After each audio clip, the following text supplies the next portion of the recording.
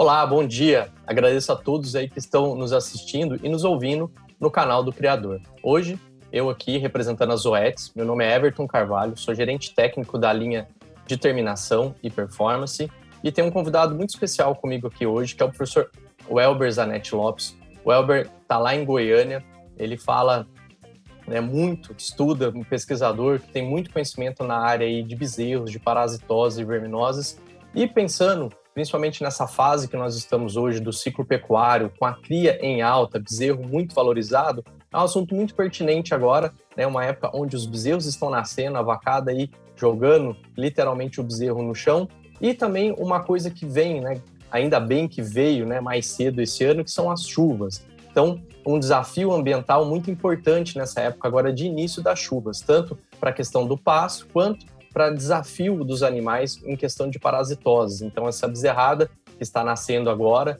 com alguns meses aí já no pé da vacada, começa a sofrer um desafio maior do ambiente com relação às parasitoses e também as diarreias neonatais aí muito presentes nessa época que começa o pasto a brotar, começa a intensificar as chuvas. Então, trago comigo aqui o Welber para a gente discutir um pouco sobre esse assunto. Welber, bom dia, seja bem-vindo aqui ao canal do Criador e já agradeço por estar aqui conosco conversando um pouquinho sobre esse tema muito importante.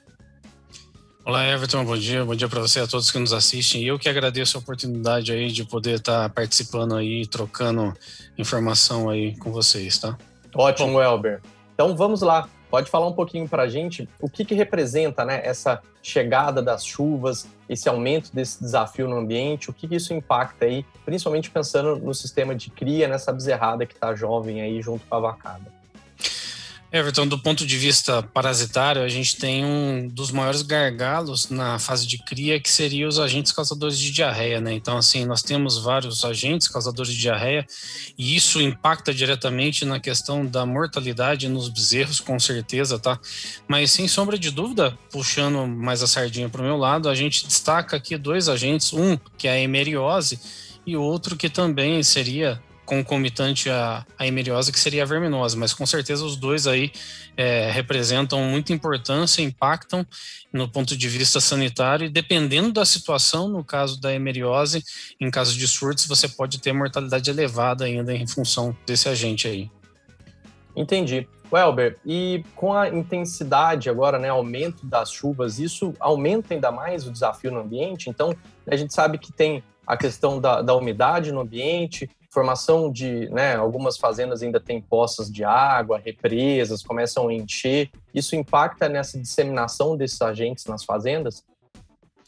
Everton, ele impacta, você falou uma palavra interessante na disseminação, né? Porque, por exemplo, assim, a chuva ela acaba carreando a forma infectante de Eimeria nesse sentido, tá?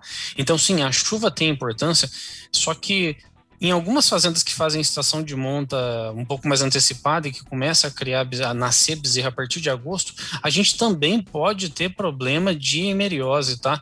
Independente se é seca ou chuva. Então, a gente tem esse facilitador de, entre aspas, varrer o pasto na chuva, com certeza, no caso de hemeriose, mas isso não isenta o produtor ou a propriedade de ter problema com hemeriose na época da seca. O que a gente vê é muito bem nítido nas duas estações é a faixa etária. Então, a faixa etária, ela acaba sendo um problema maior, talvez, do que a estação de ano. Ou seja, então, tem bezerro nascendo, você pode ter problema aí por hemeriose aí, tá? E essa faixa etária, a gente está falando de bezerro muito jovem, Eu entendo que quanto mais jovem, maior o desafio, principalmente aqueles que estão nascendo agora com a chegada das águas. E uma coisa interessante para o produtor ficar atento, a gente está falando aqui de hemeriose, mas é aquela diarreia enegrecida, escura, com rajadas de sangue às vezes. E ela se manifesta muitas vezes, Welber, de forma subclínica. Então, às vezes, a gente percebe que uma porcentagem pequena do lote está apresentando um sinal clínico, que é a diarreia, porém todo o lote pode estar infectado por essa Eimeria. Exatamente. Em relação à faixa etária dos surtos clínicos que você mencionou, o que acontece? A gente tem presenciado surtos clínicos na faixa etária entre 35 a 70 a 80 dias de vida. Então, os surtos clínicos com a presença dessa diarreia enegrecida ou até mesmo com sangue vivo, ela está presente aí com mortalidade em alguns casos. Mas isso aí não representa 100%, como você mesmo disse, das situações de campo.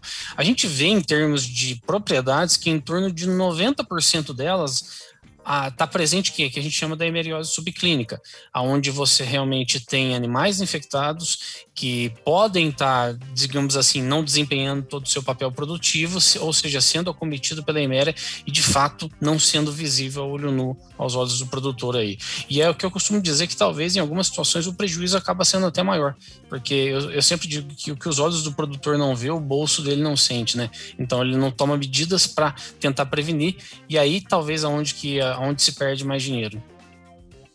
Legal, Elber. E na hora que você fala de prevenção, vem aqui comigo, né, uma estratégia muito interessante, que ainda é pouco adotada no Brasil, talvez, né, pela alguma dificuldade da fazenda, questão operacional, mas ela é fantástica, que é o creep feeding, que é aquele coxo exclusivo para a suplementação de bezerro, né, aonde o bezerro pode chegar a ter acesso ali a um proteico energético, um produto de consumo aí em torno de 5 gramas por quilo de peso vivo, vamos dizer. Então, né, um bezerro aí vai comer, né, em torno de um bezerro de 200 quilos, vai comer mais ou menos aproximadamente 1 quilo de produto, e dentro dessas rações de creep feeding, vamos colocar o termo rações aqui, a gente pode adicionar ali alguns aditivos. No caso das Zoetis, nós temos o Torotec, que é a lasalocida sódica, que é um aditivo ionóforo que combate a iméria. Então o bezerro, quando tem acesso a esse tipo de ração, né, acesso a esse creep feeding, ele pode começar a consumir esse produto, e ele tem duas funções, né? Além dele conseguir melhorar o ganho de peso, a conversão alimentar, fazer com que esse bezerro fique mais saudável, também consegue tratar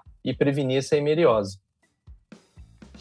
Com certeza. Assim, tudo na vida evolui, e a pecuária também ela vem evoluindo, e o creeping é uma evolução muito positiva realmente para o produtor. A gente sabe que não são todas as propriedades que ainda têm essas condições, mas as top rentáveis, aquelas que estão tirando lucro, são aquelas que estão usando tecnologias, e realmente o creep, ele é essa tecnologia que até foge a questão da parasitose. O que a gente está fazendo é assim, embutindo um plus dentro do creep para tentar combater um agente, mas sem sombra de dúvida, assim, o creep é uma evolução aí que tem que acontecer ao longo do tempo aí, com certeza, para se manter e para manter a fazenda cada vez mais positiva no financeiro.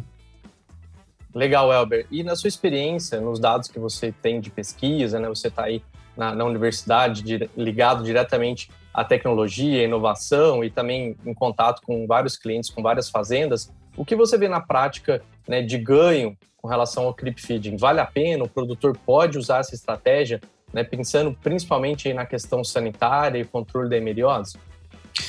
Sim, vale a pena. Com certeza, não estou nem falando da menção financeira, porque essa aí não precisa, é indiscutível, é notório, assim, a adição do creep feeding você incrementa financeiramente num bezerro mais pesado lá na frente.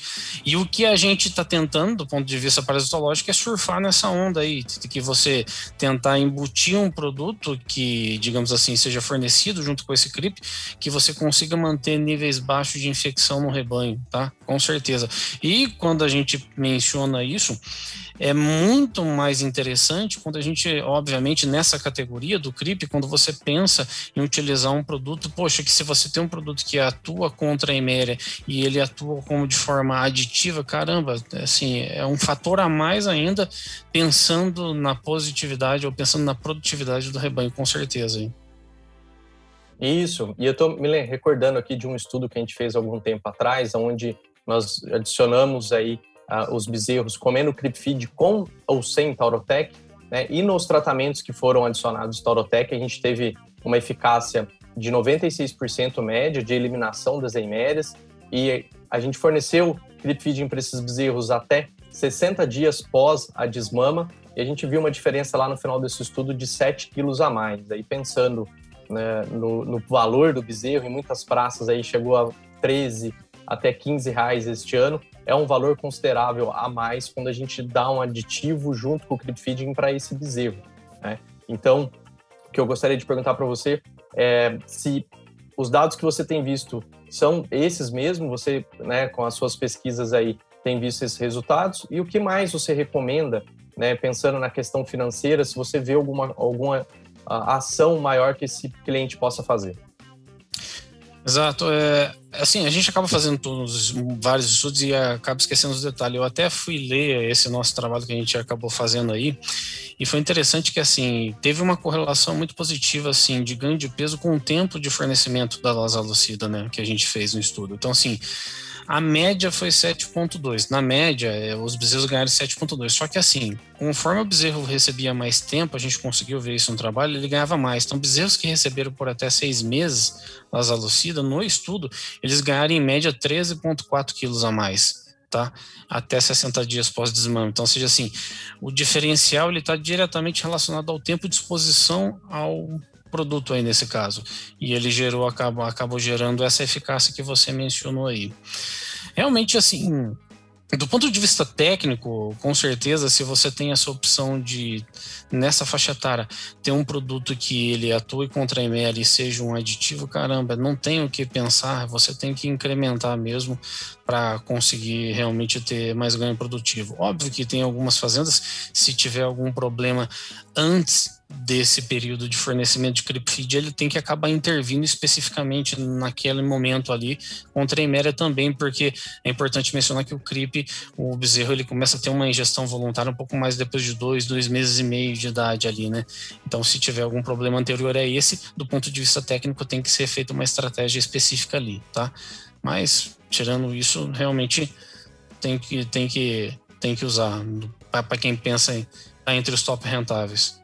Exatamente, Robert. Você tocou num ponto importante que a gente precisa deixar claro para o produtor que está nos ouvindo, que o bezerro começa a ter uma ingestão maior a partir aí de 80, 90 dias, né, 100 dias para frente, que ele começa a ter uma evolução maior e com isso, com um consumo maior, e com isso ele, né, vai ingerindo aquele creep feeding junto com aquele aditivo para poder, né, ter os dois efeitos, tanto contra a diarreia, coccidiose e meiose, e também o efeito, né, de maior ganho de peso.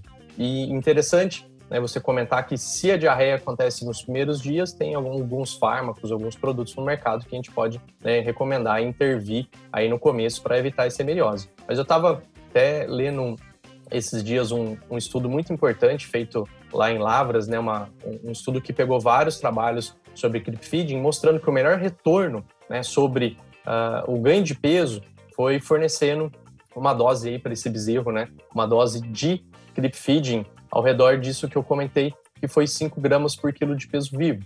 Então, se a gente, né, se esse bezerro come, vamos por aí 5 quilos, né, na média, se come 1 quilo de ração por dia, né, aí a gente tem que fazer a conta de quanto que custa, né, essa ração e de quanto que vai custar, né, por quanto você vai vender esse bezerro, certo? Então, na média, né, para ganhar 1 quilo a mais, os bezerros tiveram que comer 5 quilos.